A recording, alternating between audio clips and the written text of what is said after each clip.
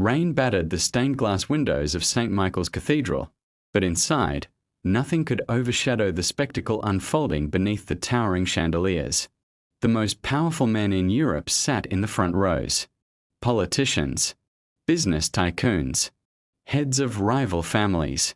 Everyone had come to witness history. After years of bloodshed and uneasy alliances, the feared Mafia king, Alessandro Moretti, was finally marrying Vivian Lancaster, the daughter of one of the most influential families in the world. It was the wedding everyone had been waiting for, and the one man standing at the altar looked as emotionless as a king accepting his crown. The orchestra began to play. Vivian smiled as she approached in a breathtaking white gown. The priest opened his book, and just as he was about to speak, the massive cathedral doors burst open. Gasps echoed across the room. Rain-soaked and breathless, a young woman stumbled inside. In one arm, she clutched a worn leather bag. With the other, she held the hand of a frightened little girl no older than 6. Security immediately rushed toward them. Whispers spread through the guests. Some assumed she was a protester. Others thought she was a reporter. But before anyone could escort them out, the little girl broke free from her mother's hand. She ran straight down the aisle, straight toward the altar, straight toward the most feared man in the room. And then she stopped. Her bright blue eyes widened. She tilted her head in innocent wonder, and in the deafening silence of the cathedral, her tiny voice carried through the room. "Mommy." She pointed directly at Alessandro Moretti. "That's the man from your picture." The guests froze. Vivian's smile disappeared. The priest lowered his Bible. Security stopped in their tracks. And Alessandro, the ruthless king who had never shown fear, suddenly couldn't breathe. Because standing near the entrance, soaked by the rain and staring at him with tears filling her eyes, was Elena Carter, the woman he had spent 6 years mourning, the woman he believed fate had stolen from him forever. And in that moment, he realized fate had not taken her away. It had brought her back, along with a little girl whose eyes looked exactly like his. 6 years earlier, long before the headlines, long before the power, long before the world knew him as the ruthless Mafia king, there was only a man named Alessandro, and a woman who unknowingly changed his life. At 26, Elena Carter had already experienced more heartbreak than most people twice her age. After losing both of her parents while she was still young, she had learned to rely on no one but herself. She wasn't wealthy. She didn't come from an influential family. And she certainly wasn't searching for fairy tales.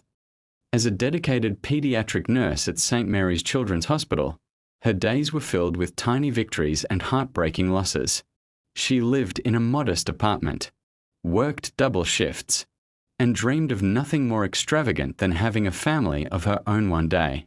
Friends often teased her for being too kind, too trusting, too willing to put everyone else's happiness before her own. But Elena never saw kindness as weakness. She believed that even broken people deserved love. Little did she know, fate was preparing to test that belief. A chance encounter. It happened on a rainy Thursday evening. Exhausted after a 12-hour shift, Elena rushed into a small neighborhood coffee shop hoping to escape the storm. Unfortunately, so did someone else. Their collision sent coffee spilling everywhere. "Oh no." Elena gasped. "I'm so sorry." The tall stranger standing in front of her glanced down at his ruined suit before unexpectedly laughing. Not an angry laugh, not an arrogant laugh, but a genuine one. "It's just coffee," he said warmly. "It could have been worse." Embarrassed, Elena insisted on paying for the damages. The stranger smiled. "How about you let me buy you another coffee instead?" The man who hid his name. His name, he told her, was Alessandro. No titles, no bodyguards. No mention of the empire that feared him. No mention that newspapers referred to him as a king. To Elena, He was simply a handsome businessman with gentle eyes and a smile that somehow made the world feel quieter. And for reasons neither could explain, conversation came naturally. Hours passed unnoticed.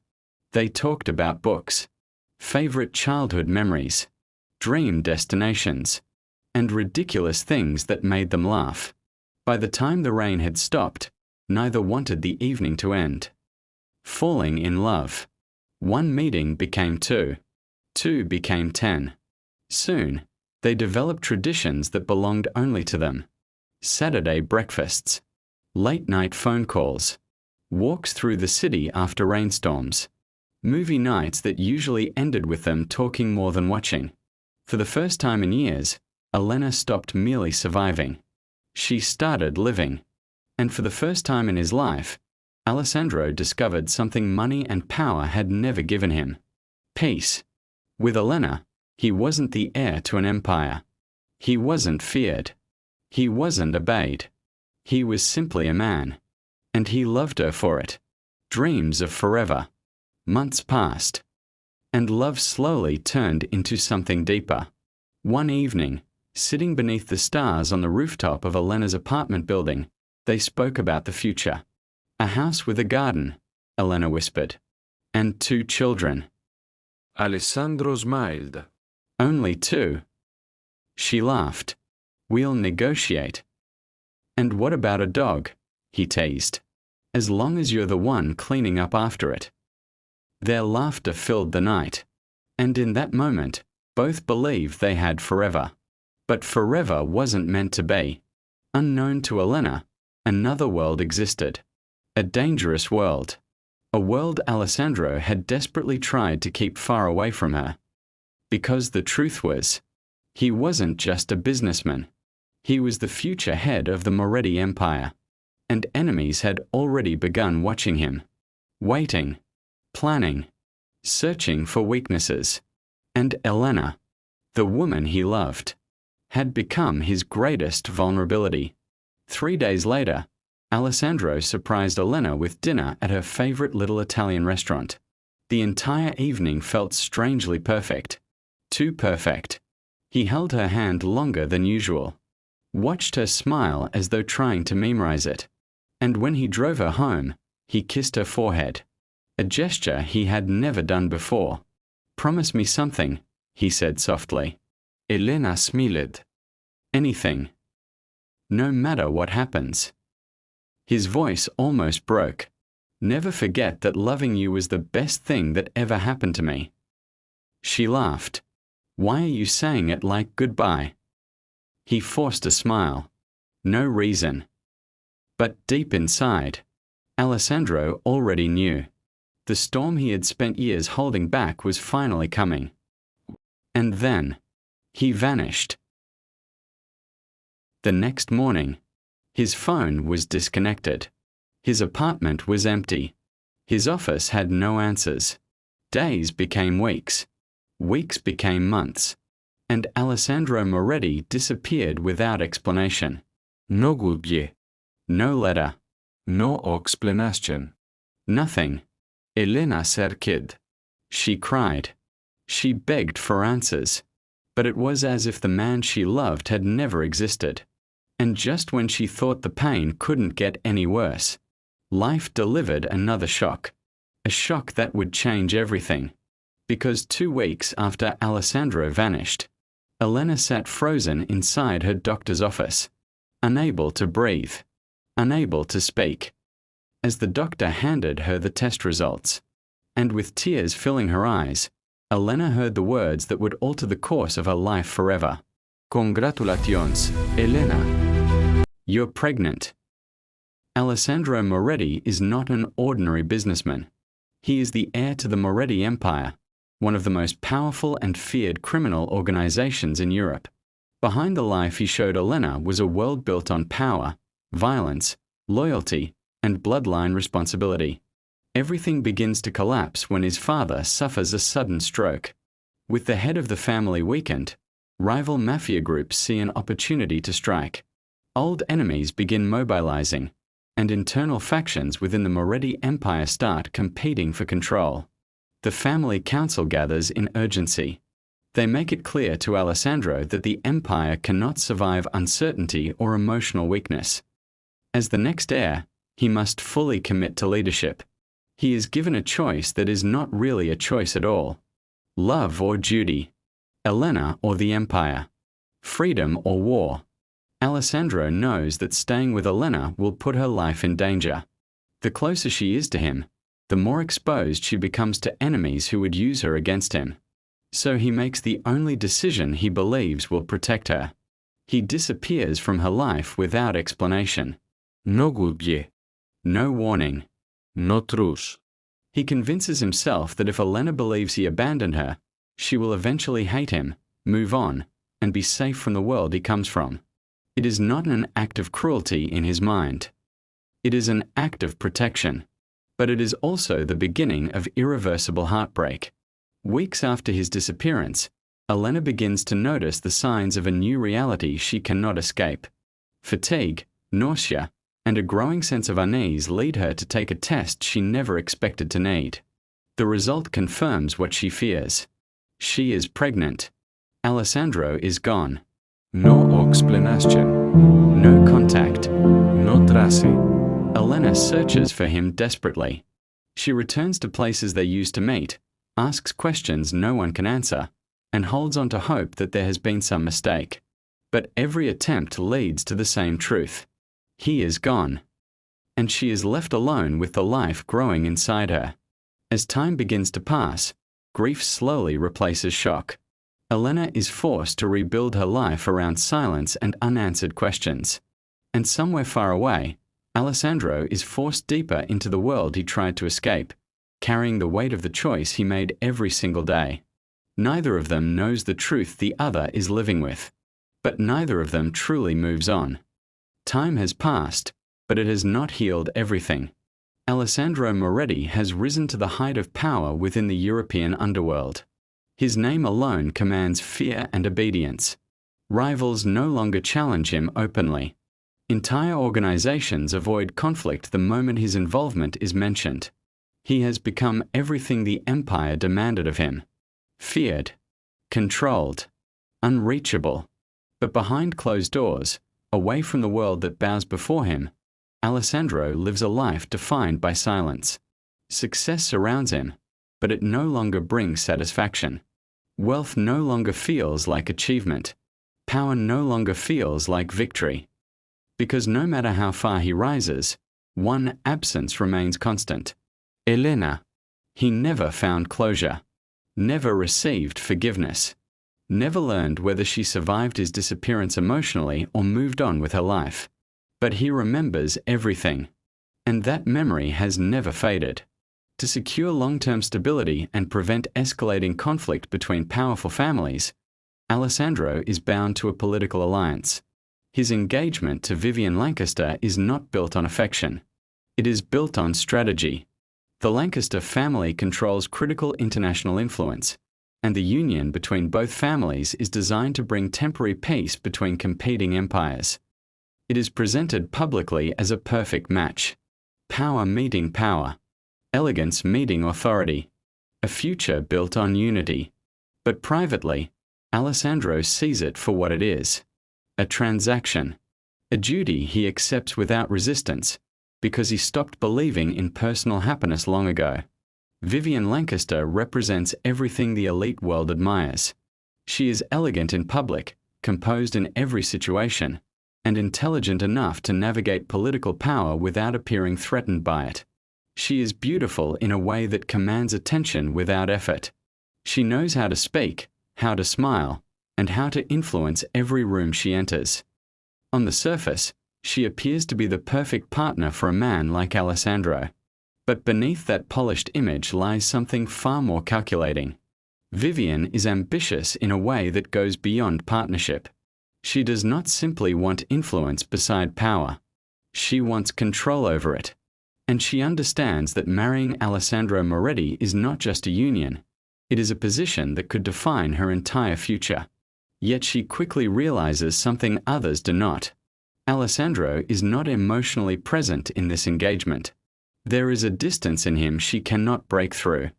A part of him remains locked away, unreachable, no matter how carefully she approaches. And that part belongs to someone else. Vivian begins to notice patterns. The way Alessandro pauses when certain songs play. The way his expression changes when he sees families together. The way he avoids personal conversations that move too close to emotion. At first, she assumes it is simply the weight of his position. But over time, she becomes certain of something deeper. There was someone before her. Someone he never speaks about. Someone he never stopped thinking about. And more importantly, someone he never let go of. Vivian does not know the full story yet, but she understands enough to recognize a threat that does not require visibility to be dangerous. Because love, even when absent, can still hold influence over a man like Alessandro. And Vivian Lancaster does not tolerate competition. Not from memory. Not from history. And certainly not from a woman she has never met. Vivian begins making quiet inquiries into Alessandro's past, careful not to alert him. What she discovers is limited, fragmented, and deliberately hidden. But one detail becomes clear enough to shift her entire perception. There was a woman, and that woman mattered more than anything else in his life. Vivian realizes that if she is going to secure her future as Alessandro Moretti's wife, she cannot compete with a ghost. She has to erase it. Completely. And somewhere far away, without knowing it, Elena Carter is about to become part of a world she left behind years ago. 6 years have passed since Alessandro vanished. Elena Carter has built her life around survival, resilience, and quiet strength. She raises her daughter, Sapphire, completely on her own. There are no luxuries in their world. No safety net. No one to fall back on when things go wrong.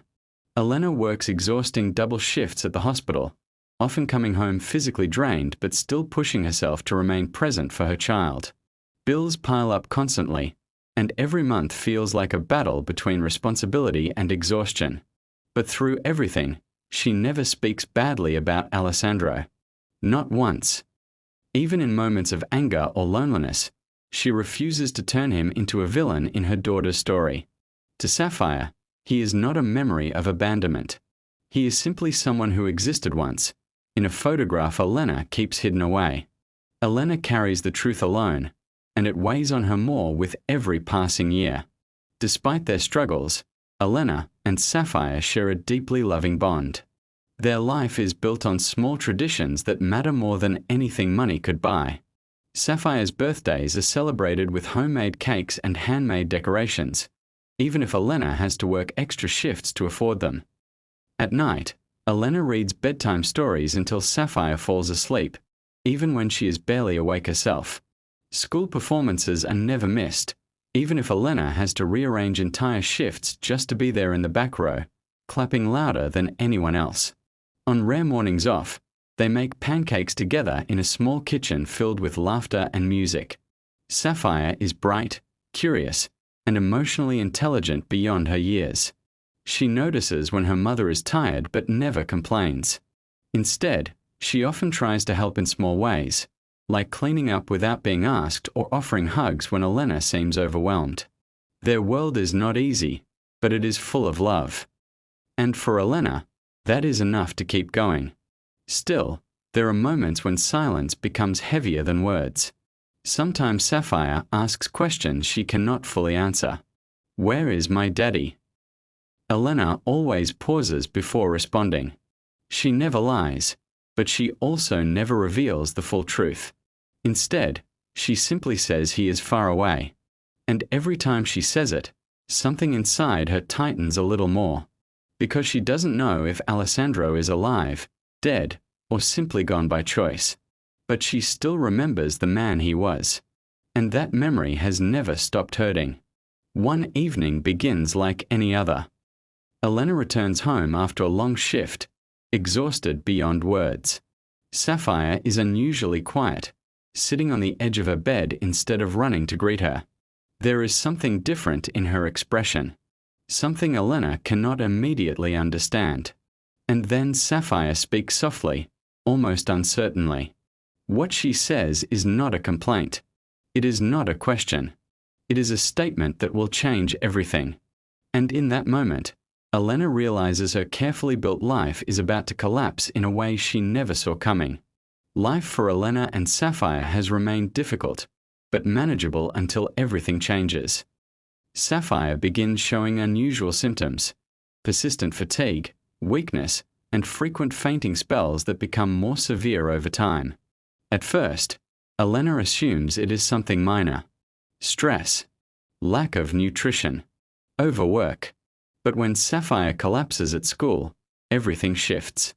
After several medical tests, the diagnosis is revealed: a rare and serious medical condition that requires specialized treatment. The treatment exists, but it is far beyond anything Elena can afford. She applies for assistance programs, borrows money, and even considers loans she cannot realistically repay. Every option leads to the same conclusion: it is not enough. For the first time in years, Elena reaches a breaking point. Not emotionally, but practically. She cannot save her daughter with the resources she has. Out of options, Elena accepts a temporary nursing assignment offered through a private medical staffing agency. The job is well paid, short-term, and requires immediate relocation. She does not question it deeply. She cannot afford to. Her only focus is Sapphire's survival. What she does not know is that the assignment is tied to an elite event controlled by powerful families, including the Moretti Empire and the Lancaster family. When Elena arrives at the assignment briefing location, she finally learns where she is being sent. She is assigned to medical support staff at a high-profile wedding event, a private, heavily secured ceremony involving two of the most influential families in Europe, the Lancaster Moretti wedding. The name means nothing to her at first. She only cares about the paycheck, only about Sapphire's treatment, only about surviving the next few weeks. She signs the final paperwork without hesitation and steps into a path she never expected to walk again. The day of the event arrives. Elena enters the heavily guarded venue surrounded by luxury, security, and silence that feels almost unnatural. She moves through the staff entrance, focused, professional, detached. Then she hears it. A name being spoken in the distance. A name she hasn't heard spoken aloud in 6 years. Her steps slow. Her breath tightens. Against every instinct, she turns toward the main hall.